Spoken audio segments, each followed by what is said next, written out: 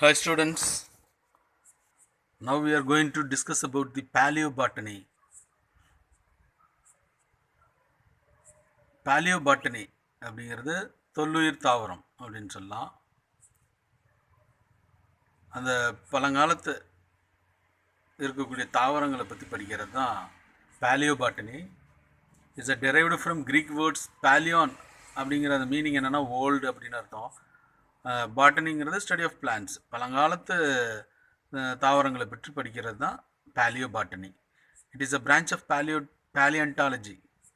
Palaeontology அப்படிங்கிறது தொல்பொருள் ஆராய்ச்சி, அதுதான் வந்து பேலியன்டாலஜி. அதில் ஒரு பிரான்ச் தான் paleobotany that deals the recovery and identification of plants remains of geological past. அப்படிங்கிறது பழங்காலம் அந்த புவியியல் காலத்தில் இருக்கக்கூடிய அந்த தாவரங்களை பற்றி அறிந்து கொள்வதுக்கும் அதை ரெக்கவர் பண்ணுறதுக்கும் அதை பற்றி படிக்கக்கூடிய அந்த படிப்பு தான் இந்த palaeontology. Okay, the plant fossil is any preserved part of plant that has died long back. அதாவது ஒரு பிளான்ட் வந்து அப்படியே படிவமாக மாறிடுது.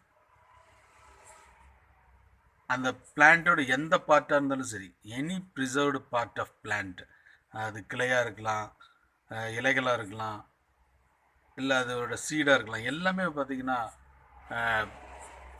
இறந்து ரொம்ப நாள் கழித்து அது வந்து என்னவா மாறிடுதுன்னா ஒரு ஃபாசிலாக, ஒரு படிவமாக மாறிடுது. அப்போ ஃபாசில்ஸ் அப்படிங்கிறது ஒரு படிவம். Okay, fossils maybe prehistoric impression, பழங்கால வரலாற்று முந்தைய ஒரு பதிவு தான் அது, impression. That may be hundreds of millions of years old. எவ்வளோ 100லேருந்து ஒரு மில்லியன் ஆண்டுகளுக்கு முன்னாடி அது வந்துட்டு அதனோட தடம் வந்து பதிச்சிருக்கும். அதான் சொல்கிறோம் prehistoric impression. So majority of plants fossils are disarticulated parts of plant. பார்த்திங்கன்னா இந்த படிவமான அந்த தாவரங்கள் எல்லாமே நிறைய பார்த்திங்கன்னா டிஸ்ஆர்டிகுலேட்டட் பார்ட்ஸ் தான். It is a rare to find plants to be preserved as a whole. அதாவது அதனோட பகுதி பொருட்கள் மட்டும்தான் அது வந்து ஃபாசிலாக மாறி இருக்கும். முழு தாவரமும் அப்படியே வந்துட்டு ப்ரிசர்வ் ஆகுமா அப்படிங்கிறது ரொம்ப ரேராக இருக்கக்கூடிய விஷயம்.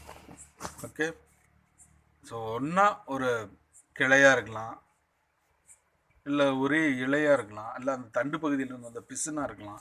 ஸோ அதெல்லாம் தான் அப்படியே ஃபாசிலாக மாறும். இல்லை ஒரு பாதி தாவரம் தான் ஃபாசிலாக மாறுறதுக்கு வாய்ப்புகள் இருக்குது அப்படிங்கிறான். ஸோ இந்த படிவமாதல்னால என்ன முக்கியத்துவம் அப்படிங்கிறது தான். They throw light on phylogeny and evolution of plants. அந்த தாவரத்தோட இன வரலாறு எப்படி இருக்குங்கிறத நம்ம தெரிஞ்சுக்க முடியும். அதனோட அந்த பிளான்ட்ஸோட பரிணாம வளர்ச்சி எப்படி இருக்குது அப்படிங்கிறத நம்ம தெரிஞ்சுக்க முடியும். Fossil plants give a historical approach to plant kingdom. So அந்த தாவர உலகத்தில் இருக்கக்கூடிய அந்த வரலாற்று அந்த தாவரத்தோட வரலாற்று முக்கியத்துவத்தை நம்ம வந்து இந்த ஃபாசில் மூலம் உணர முடியும். அந்த இதில் நம்ம அணுக முடியும் அப்படிங்கிறது தான் வரலாற்று முறையில் அந்த தாவரத்தோட அந்த இது வந்துட்டு எப்படி இருக்குது அப்படிங்கிறத நம்ம அணுக முடியும் அப்படின்னு சொல்லி சொல்கிறாங்க. The fossils are useful in classification of plants. So அந்த பிளான்ட்ஸ் வந்து அப்படியே படிவமாக மாறதுனால அதை வகைப்படுத்துறது வந்து வகைப்பாட்டியலுக்கு பயன்படக்கூடியதாக அது இருக்கிறது அப்படிங்கிறாங்க. Fossil plants can be used in the field of descriptive and comparative anatomy. So அந்த ஃபாசில் பிளான்ட்ஸ் படிவமாக்கப்பட்ட அந்த தாவரங்கள் எல்லாமே எப்படி இருக்குது, எதுக்கு பயன்படுது? இந்த field of descriptive and comparative anatomy. So அதனோட உள்ளமைப்பை பற்றி நம்ம வந்துட்டு தொடர்புபடுத்தி பார்க்குறதுக்கும் அதை விளக்குறதுக்கும் அது பயன்படுது அப்படின்னு சொல்லி சொல்கிறாங்க. So Kaspar Maria von Sternberg, அவர் he is the father of paleobotany. So பழங்கால தொல்லுயிரிலோட தந்தை யார் அப்படின்னு கேட்டால் was born in Kaspar Maria von Sternberg அவர் தான்.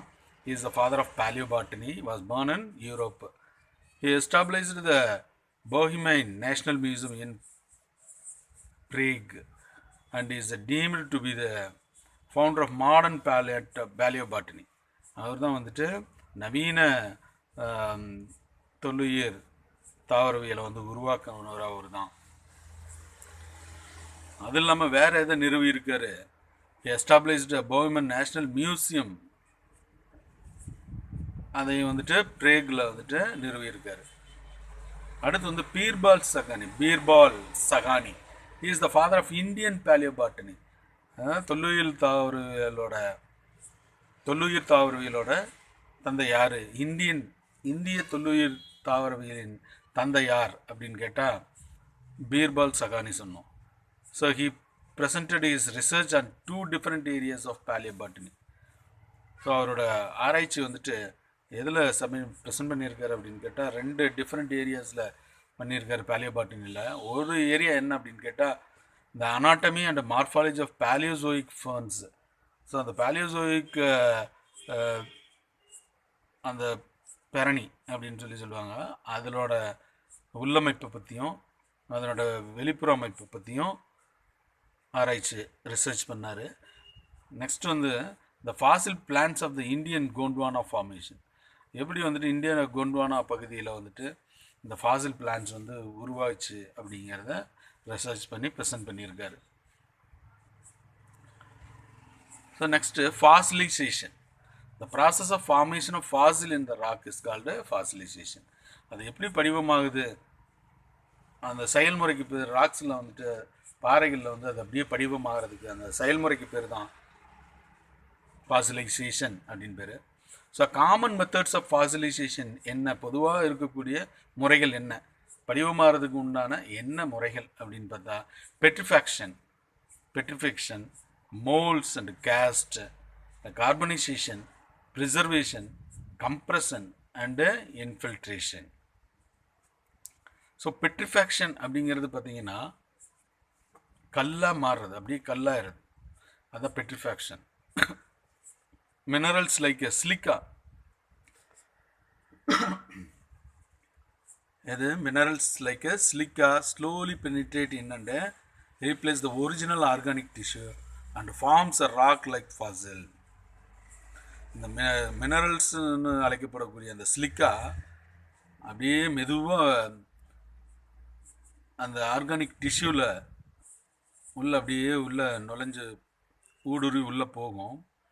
அதில் இருக்கக்கூடிய அந்த ஒரிஜினல் ஆர்கானிக் டிஷ்யூ எல்லாத்தையும் அதுக்கு பதிலாக இந்த சிலிக்கா போயிட்டு அப்படியே படிஞ்சிடும்.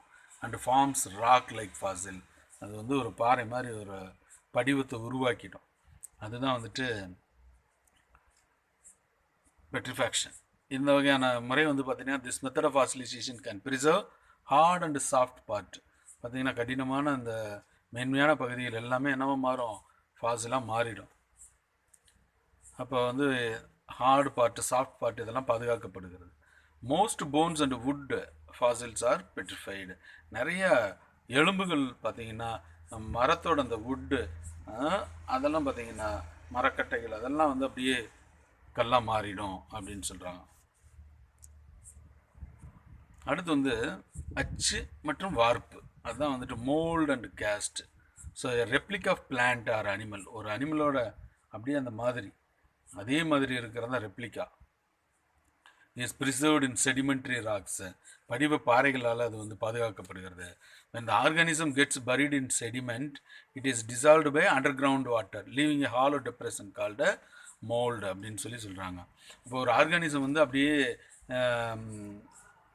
அந்த படிவத்தினால அப்படியே புதையுடும் போது அப்படியே வந்துட்டு இந்த அண்டர் கிரவுண்ட் வாட்டர்னால அது வந்து அப்படியே கரைக்கப்படுது, டிசால்வ் ஆகுது. அப்போ வந்து என்ன ஆகுனா ஒரு வெற்றிடத்தை உருவாக்குது. And leaving a hollow depression, அந்த இடத்துல வந்துட்டு ஒரு வெற்றிடத்தை வந்து உருவாக்கும். அது வந்து பார்த்திங்கன்னா ஒரு மோல்டு மாதிரி ஆகிடும், ஒரு அச்சு மாதிரி ஆகிடும். அப்போ உள்ளே இருக்கிறதெல்லாம் பார்த்திங்கன்னா அந்த உள்ளே இருக்கக்கூடிய டிஷ்யூஸ் இதெல்லாம் வந்து வாஷ் அவுட் கரைக்கப்பட்டுரும். சும்மா மேலே வந்துட்டு மட்டும்தான் அது மோல்டு மாதிரி தெரியும். அதுக்கப்புறம் it shows the original shape. பார்க்குறதுக்கு வந்து ஷேப் மட்டும் தெரியும், but does not reveal the internal structure. அதுக்குள்ளே இருக்கக்கூடிய உள் அமைப்புகள்லாம் வந்துட்டு இருக்காது. ஸோ அதனால் அந்த உள்ளமைப்புக்குள்ளே அந்த குழிகளுக்குள்ளே என்ன மாறும்னா இந்த மினரல்ஸு, இந்த செடிமெண்ட்ஸு இதெல்லாம் வந்துட்டு ஃபில் ஆகிடும் அந்த ஹாலோ டிப்ரெஷனுக்குள்ளே. அதுதான் வந்து வார்ப் அப்படின்னு சொல்கிறாங்க. அந்த ஃபார்ம்ஸ் ஆஃப் கேஸ்ட், அதான் கேஸ்ட்டுங்கிறது வார்ப்ஸ். ஓகே.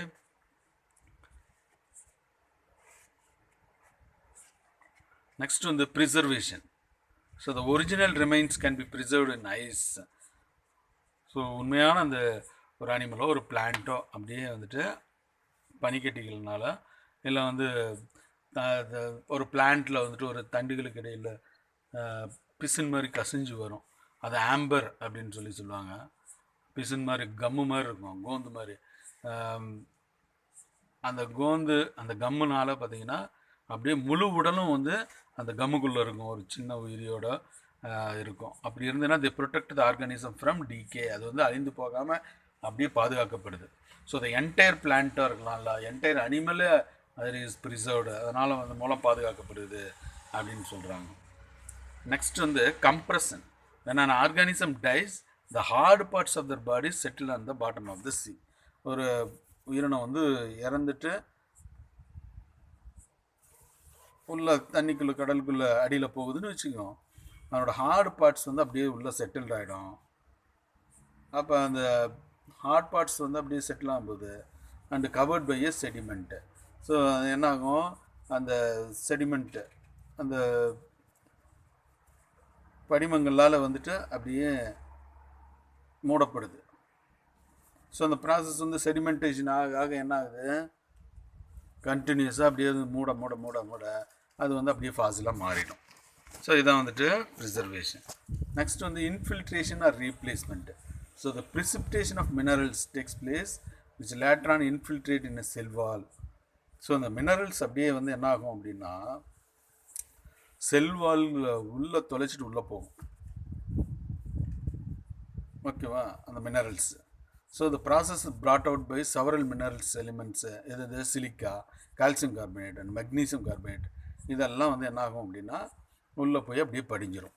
அப்போ என்னாகும், ஹார்ட் பார்ட்ஸ் ஆர் டிசால்வ்டு, அதில் இருக்க கடினமான பகுதிகள் எல்லாம் டிசால்வ் ஆகிடும். And replace by these minerals, அதுக்குள்ளே இருக்கக்கூடிய அந்த ஹார்ட் பார்ட்ஸ்லாம் நீக்கப்பட்டு இந்த மினரல்ஸ் வந்து அங்கே போய் டெபாசிட் ஆகிடும். ஸோ இதுதான் இன்ஃபில்ட்ரேஷன் இல்லை ரீப்ளேஸ்மெண்ட் அப்படின்னு சொல்கிறாங்க. அதுக்கு பதிலாக இது வந்து மினரல்ஸ் போய் டெபாசிட் ஆகிடுது. ஓகே. நெக்ஸ்ட் வந்து லிவிங் ஃபாசில்ஸ், வாழும் புதைப்படிவம் அப்படின்னு சொல்லலாம். These are living organism that are similar in appearance to their fossilized distant ancestors and usually have no extinct closer features அப்படின்னு சொல்கிறாங்க. இப்போ அந்த உயிரினம் உயிரோடு இருக்குது, ஏற்கனவே ஃபாசிலான அந்த உயிரினங்களோட பண்புகள் வந்து இதுக்கு ஒத்து காணப்படும். அதே மாதிரி இருக்கிறதுனால அதை வந்துட்டு லிவிங் ஃபாசில் அப்படின்னு சொல்கிறாங்க. எக்ஸாம்பிள் வந்து ஜிங்கோ பைலோபா அப்படிங்கிறத ஒரு எக்ஸாம்பிளாக அதை சொல்லியிருக்காங்க. நெக்ஸ்ட் வந்து determination of age of fossils. So எப்படி வந்துட்டு இந்த புதைப்படிவங்களை நம்ம வந்து வயதை கணக்கிடுறோம் அப்படிங்கிறது தான். இந்த age of fossil is determined by radio active elements. அதுக்குள்ளே வந்துட்டு ரேடியோ கதிரியக்க தனிமங்கள் இருக்கும், அதுதான் நிர்ணயிக்குது அந்த ஃபாசிலோட ஏஜை. ஸோ தே கேன் பி, அது என்னவாக இருக்கலாம் அப்படின்னா கேட்டால் carbon, uranium, lead and potassium, இதெல்லாம் வந்துட்டு radio active elements. It is used in paleobotany and anthropology for determining the age of human fossil and manuscripts. So இந்த மனிதனோட வயதை கணிக்கிறது இதெல்லாம் வந்துட்டு இந்த பேலியோபாட்டனியில், தொல்லுயிர் தாவரவியலில் மனிதனை பற்றி படிக்கக்கூடிய அந்த படிப்பு ஆந்த்ரோபாலஜி, இதெல்லாம் வந்துட்டு மனிதனுடைய வயதை நிர்ணயிக்கிறதுக்கு இதை யூஸ் பண்ணிக்கிறாங்க. அப்போ ரேடியோ ஆக்டிவ் கார்பன் C14 அப்படிங்கிறது டேட்டிங், அது ஒரு மெத்தடு, ஒரு முறை. இந்த மெத்தடை வந்துட்டு கண்டுபிடிச்சவர் யாருன்னு கேட்டால் WF Libby. So carbon consumption of animals and plant stops after death. So அந்த ஒரு தாவரமோ இல்லை ஒரு விலங்கோ என்ன ஆகும் அப்படின்னா அது இறந்த உடனே அது கார்பனை சாப்பிட்றத நிறுத்திடும். ஓகே, அதுக்கப்புறம் பார்த்தீங்கன்னா அதிலிருந்து since then only decaying process of C14 occurs continuously. அந்த தாவரமோ இல்லை விலங்கோ இறந்ததுனாலும் அந்த C14 வந்து டிகே ஆகிட்டே இருக்கும், கண்டினியூஸாக டிகே ஆகிட்டே இருக்கும், செதஞ்சிக்கிட்டே இருக்கும். அந்த ப்ராசஸ் மட்டும் நடந்துக்கிட்டே இருக்கும். ஆனால் கார்பன் கன்சப்ஷன் சாப்பிட்றது நிறுத்தியிருக்கும். ஓகேவா? அப்போ the time passed since the death of plant and animal can be calculated by measuring the amount of C14 present in their body. So அது வந்துட்டு அது எப்போ சாப்பிட்றத நிறுத்தி இறந்துருக்கும் இல்லையா, இறந்ததுலேருந்து அது கார்பன் சாப்பிட்றது நிறுத்தியிருக்கும். ஆனால் கார்பன் மட்டும் பார்த்திங்கன்னா டிகே ஆகிட்டே இருக்கும். அப்போ அதை வந்துட்டு நம்ம வந்து இப்போ எவ்வளோ அந்த அனிமலோட உடம்புல அந்த C14 இருக்குது அப்படிங்கிறத மெஷர் பண்ணி கால்குலேட் பண்ணால் அந்த ஏஜ் தெரிஞ்சிடும். Okay, so more to know what is the geological time scale அப்படின்னு சொல்கிறாங்க. அந்த ஜியாலஜிக்கல் டைம் ஸ்கேலுங்கிறது புவியியல் அமைப்பில் ஏற்படக்கூடிய அந்த டைமை வந்து நம்ம தெரிஞ்சுக்கிறோம். It's a system of chronological dating that relates the geological rock state of to time. So அந்த பாறைகளோட அடுக்குகளை வச்சு அந்த வரிசை அமைப்பை வச்சு நம்ம அந்த புவியியலோட கால அளவுகளை நம்ம தெரிஞ்சுக்கலாம். And used by geologist. இதெல்லாம் யார் யூஸ் பண்ணுவோம் அப்படின்னு கேட்டால் ஜியாலஜிஸ்ட், புவியியல் வல்லுநர்கள், பேலியன்டாலஜிஸ்ட், தொல்லுயிர் ஆராய்ச்சியாளர்கள், அண்ட் த எர்த் சயின்டிஸ்ட், புவி அறிஞர்கள், to describe the timing and relationship of events. So அதனோட அந்த புவியில் நடந்த செயல்கள் மூலமாக அதை வந்துட்டு தொடர்பு படுத்தி பார்ப்பாங்க. அந்த டைமிங்கும் அந்த ஈவெண்ட்ஸும் எப்போ நடந்தது அப்படிங்கிறது that afford during the earth history. இந்த புவியோட வரலாறு அந்த ஈவெண்ட்ஸை வச்சு அதனோட ரிலேஷன்ஷிப் வச்சு அந்த டைமிங்கும் டிஸ்கிரைப் பண்ணி சொல்லுவாங்க. நெக்ஸ்ட்டு பார்த்திங்கன்னா திருவாக்கரை ஃபாசில் வுட் பார்க் அப்படின்னு ஒன்று இருக்குது, விழுப்புரம் டிஸ்ட்ரிக்ட், தமிழ்நாட்டில். 2 million years ago, tree trunk that got buried along the river. In course of the time, the organic matter was replaced by silica and was fossilized. அப்படின்னு சொல்லுவாங்க. 2 million வருஷத்துக்கு முன்னாடி ஒரு ட்ரீயோட ட்ரங்க், அதனோட கட்டை பார்த்தீங்கன்னா அது மண் அந்த ரிவரில் வந்துட்டு புதையுண்டுருச்சு. அது காலப்போக்கில் பார்த்தீங்கன்னா இன் கோர்ஸ் ஆஃப் டைம் இந்த ஆர்கானிக் மேட்டர் பார்த்திங்கன்னா அதில் இருக்கக்கூடிய கரிம பொருட்களை தான் வந்துட்டு ரீப்ளேஸ் பை சிலிக்கா, அதில் இருக்கக்கூடிய இதெல்லாம் வந்துட்டு அதுக்கு பதிலாக சிலிக்கா போய் டெபாசிட் ஆகிடுச்சு, அது அப்படியே ஃபாசிலாக மாறிடுச்சு. ஓகே, ஸோ இது ரிட்டைன்டு பார்த்திங்கன்னா அது கலர்லேருந்து ஷேப்லேருந்து அதனோட டெக்ஸ்சர் வடிவத்திலேருந்து எல்லாமே வந்து கன்வெர்டட் இன்ட்டு சாலிட் ராக்ஸ். அந்த மரம் அது வந்துட்டு கடினமான பாறையாக மாறிடுச்சு. ஸோ அது ஆனுலார் ரிங்ஸ், அதனோட ஆனுலார் ரிங்ஸ், அந்த ரிங்ஸுங்கிறது அதனோட வயது உண்டான ரிங்ஸ். அது இந்த டெக்ஸ்சர், அதனோட வடிவம், colours of the layers, nodes, அந்த கணுவோட அந்த தாவரத்தோட கணுக்கள் கூட பார்த்திங்கன்னா அந்த every properties of plants still visible. அது பார்க்கக்கூடிய அளவில் அது அப்படியே கல்லாக மாறி இருக்கு அப்படின்னு சொல்லி சொல்கிறாங்க. நெக்ஸ்ட் வந்து எத்தனோ பாட்டனி. இது வந்து ஒரு வட்டார தாவரவியல், வட்டார இன தாவரம் அப்படின்னு சொல்கிறான். அதை பற்றி ஒரு படிப்புக்கு பேர் தான் எத்தனோ botany.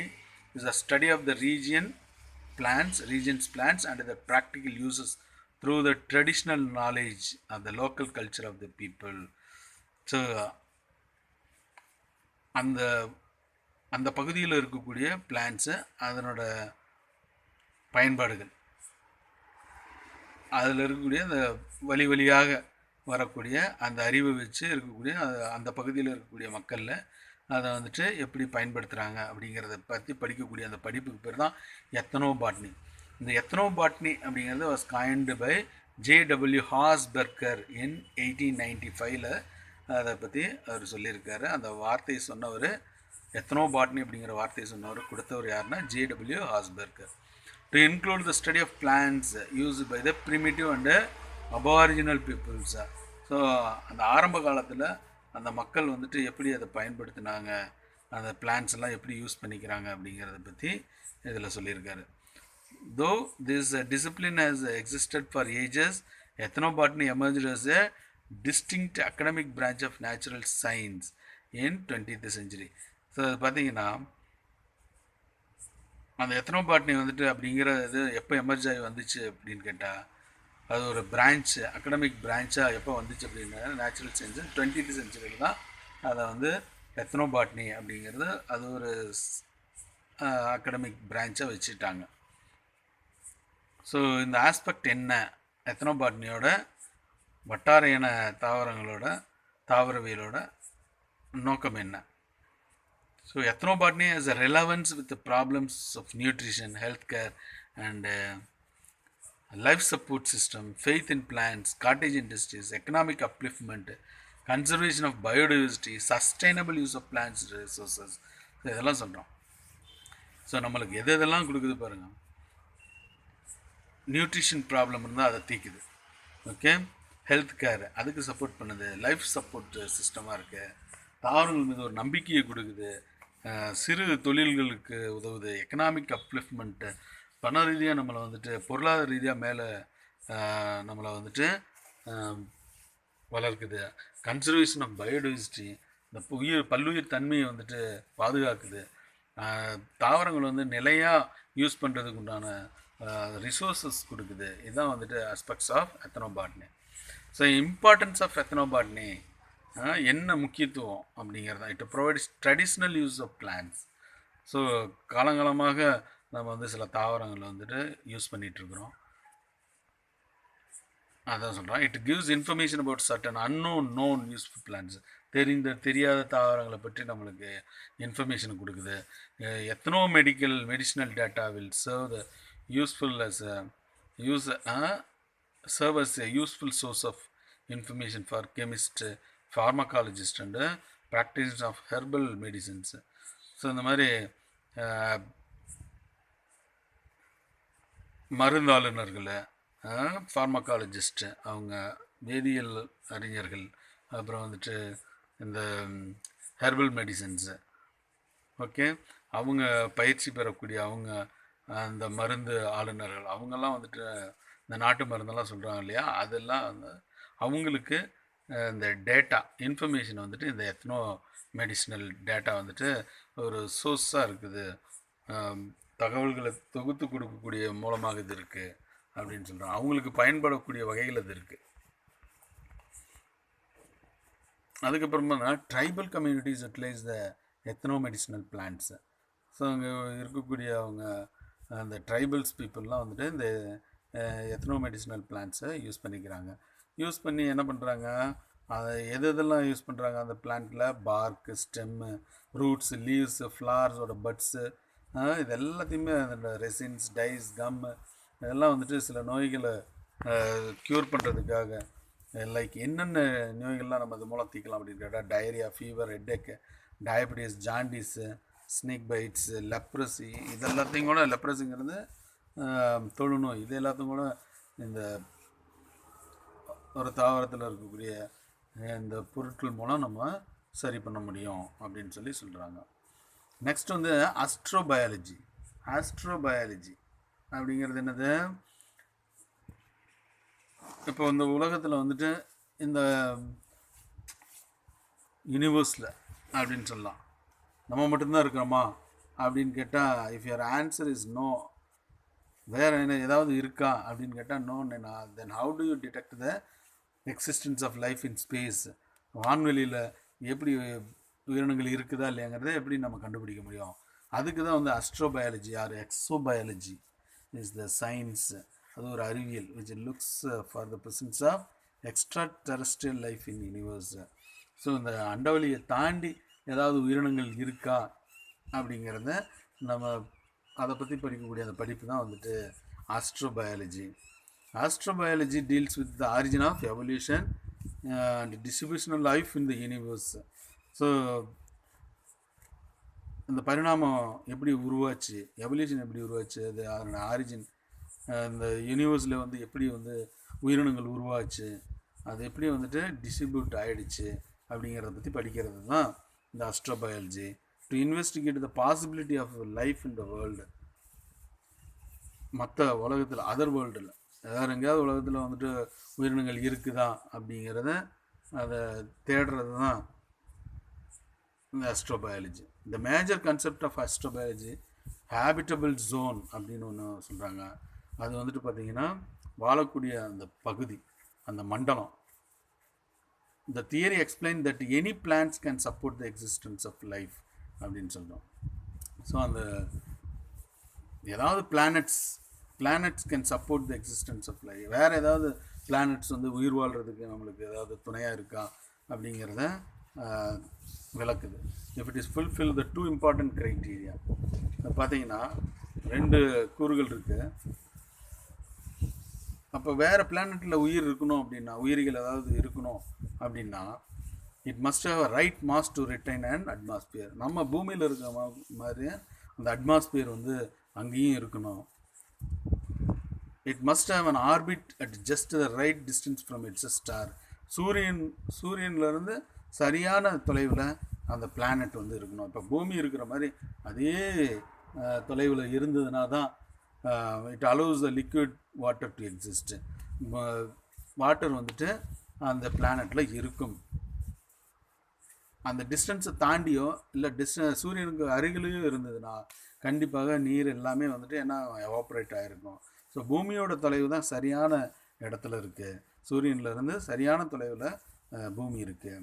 So the distance need to be neither too hot not too cold. So அதனால் ரொம்ப ஹாட்டான பகுதியிலையும் இருக்கக்கூடாது, ரொம்ப கோல்டான பகுதியிலையும் இருக்கக்கூடாது. ஸோ அதனால் இட் இஸ் ஆஃப் அதுதான் அந்த பகுதியை தான் என்ன சொல்கிறாங்கன்னா Goldilocks zone for life. Goldilocks zone for life, உயிர் வாழ்கிறதுக்கு உண்டான சரியான அந்த பகுதியாக அது இருக்குது. ஸோ இன் அவர் சோலார் சிஸ்டத்தில் பார்த்தீங்கன்னா சூரிய மண்டலத்தில் எர்த் வந்து is the only planet in the Goldilocks zone. பூமி மட்டும்தான் அந்த கோல்டிலாக்ஸ் ஜோனில் இருக்குது. Since this zone varies at times at the stars evolve. So இது வந்து மாறும்போது பார்த்திங்கன்னா நம்மளுக்கு சூரிய நட்சத்திரங்கள் வந்து தெரிய வருது. We know that Mars have also been habitable. நம்மளுக்கு தெரியும் அடுத்து வந்து செவ்வாயில் வந்து வாழக்கூடிய இடமா இருக்குது அப்படின்றத சொல்லிகிட்டு இருக்காங்க. இந்த life on Mars are likely to be the creatures. அங்கே வந்து உயிரினங்கள் இருக்கலாம் அப்படின்னு சொல்கிறாங்க. Find the extreme environment on Earth. So பூமியோட கொஞ்சம் சூழ்நிலை வந்துட்டு கொஞ்சம் அதிகமாக தான் எக்ஸ்ட்ரீம் என்விரான்மெண்ட்டாக இருக்குது அப்படின்னு சொல்கிறாங்க. So the organism which live in extreme environmental condition on earth called extremophiles. பூமியிலே பார்த்திங்கன்னா அந்த அதீத சூழ்நிலையில் வாழக்கூடிய சில உயிரினங்கள்லாம் இருக்குது.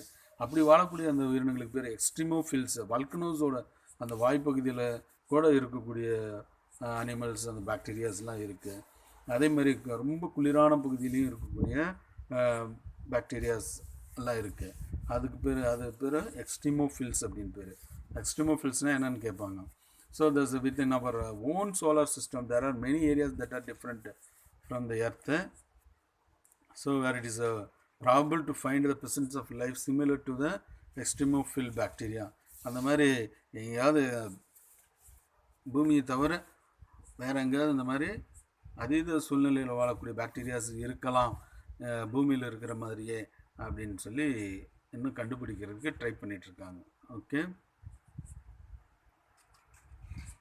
ஸோ நாசா என்ன சொல்கிறாங்கன்னா NASA is the developing the Mars 2020 அந்த அஸ்ட்ரோபயாலஜி அதான் சொல்கிறாங்க to investigate astrobiological relevant ancient environment on Mars. So அங்கே வந்துட்டு மாஸில் வந்துட்டு ஏதாவது பழங்காலத்து அந்த சூழ்நிலை இருக்கா அப்படிங்கிறத தேடிட்டுருக்குறாங்க. It's a surface geological process and the possibility of past life on Mars. So அந்த அங்கே வாழக்கூடிய அளவுக்கு உயிரினங்கள் வாழக்கூடிய அளவுக்கு ஏதாவது பாசிபிலிட்டிஸ் இருக்கா, and preservation of biosignature within the accessible geological material. ஏற்கனவே அந்த மாதிரி ஏதாவது உயிரினங்கள் வாழ்ந்திருக்கா அப்படிங்கிறதெல்லாம் தேடுறதுக்கு தான் இந்த நாசா வந்து இன்வெஸ்டிகேட் பண்ணிகிட்ருக்காங்க. 2020 இன்வெஸ்டிகேட் பண்ணிகிட்ருக்காங்க. Okay, so up to this lesson is over. You study well. Will see the next video. இதில் பார்த்தீங்கன்னா microbial diversity from a sandstone and a granite from the McMurdo dry valleys அண்டார்டிகாவில் பார்த்தீங்கன்னா அந்த McMurdo dry valleysல இருந்து தான் இந்த granite and சாண்ட்ஸ்டோன்ஸ் உருவாயிருக்கு. இது வந்து மைக்ரோபியல் டைவர்சிட்டி, ஒரு நுண்ணுயிர் பல்வகை தன்மை அப்படின்னு சொல்லி சொல்கிறாங்க.